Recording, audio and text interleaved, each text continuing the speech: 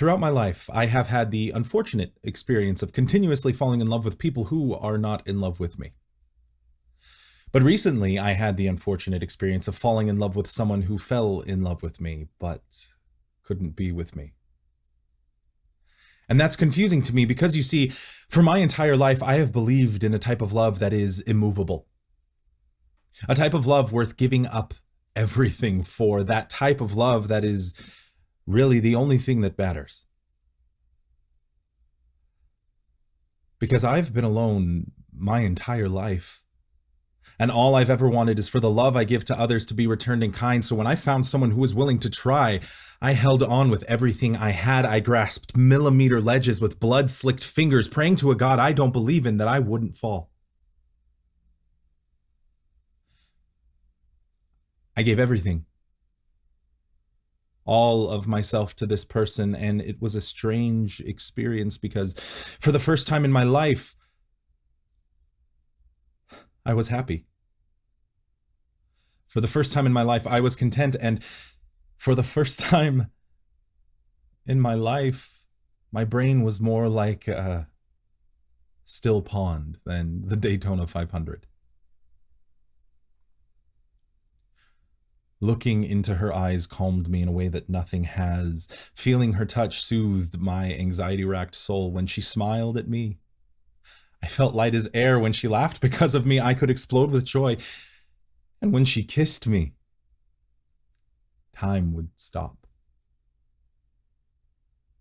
And nothing felt so right as living in that moment.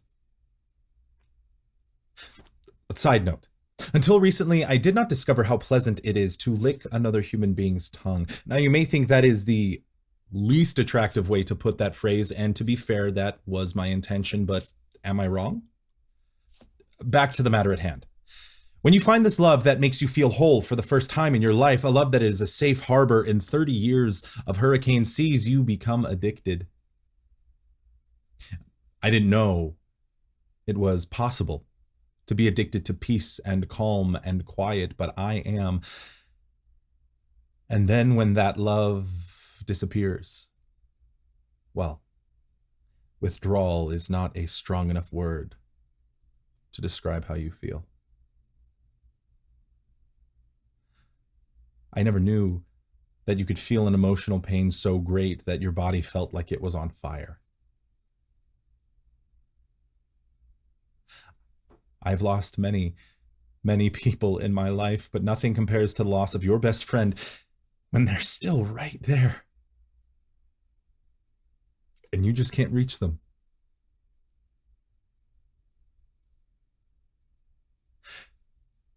It's a strange thing to fantasize about being caused physical harm because you know that physical pain is so much easier to bear than this.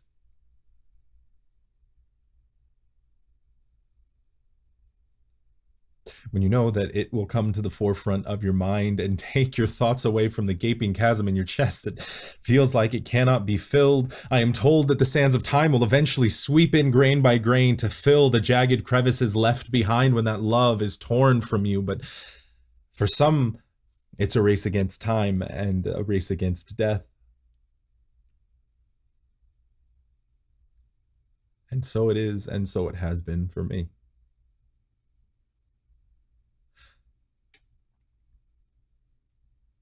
Life is dull and bland and colorless without her.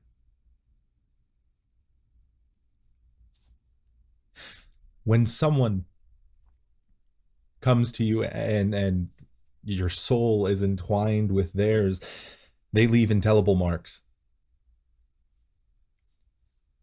And when they leave, the extraction is messy.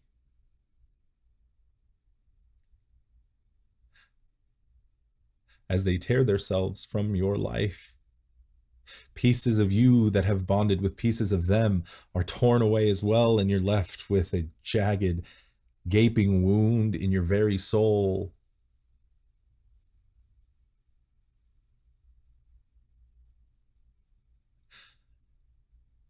And I don't know how to fix that.